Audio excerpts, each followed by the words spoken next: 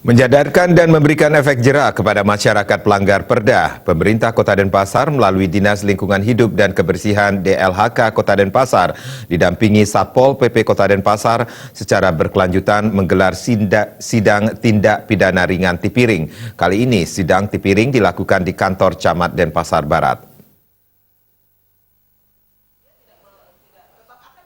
Sidang Tipiring dipimpin Hakim Angeliki Handajani Dai, didampingi Panitera Agustini Mulyani, menjatuhkan denda mulai dari Rp150.000 hingga Rp3 juta kepada 16 pelanggar perda dari total 20 pelanggar yang ditangkap. Rinciannya adalah 1 orang pembuang sampah, 4 orang pembuang limbah tempe dan kotoran babi, catering dan limbah ayam, dan 11 orang pembuang limbah sablon ke sungai. Kepala Dinas Lingkungan Hidup dan Kebersihan DLHK Kota Denpasar Iketut Wisada usai sidang Tipiring mengatakan pelaksanaan sidang Tipiring dilandasi Undang-Undang Nomor 32 tentang Lingkungan Hidup, yakni setiap usaha di Denpasar wajib untuk memiliki izin.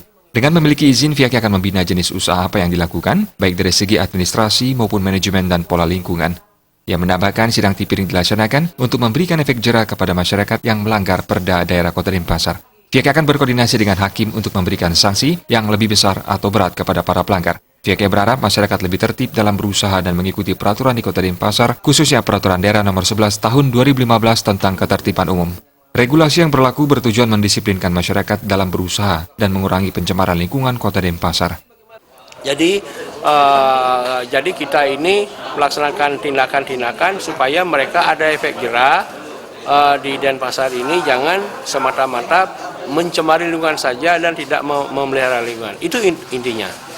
Nah, tadi kita sudah membicarakan kepada pihak hakim dan jaksa, apabila mereka sekali melanggar, memang kita kenakan denda sesuai dengan Perda Nomor 1 Tahun 2015. Dan kalau 2 kali, mau nggak mau, suka nggak suka, mesti ada kurungan badan nantinya.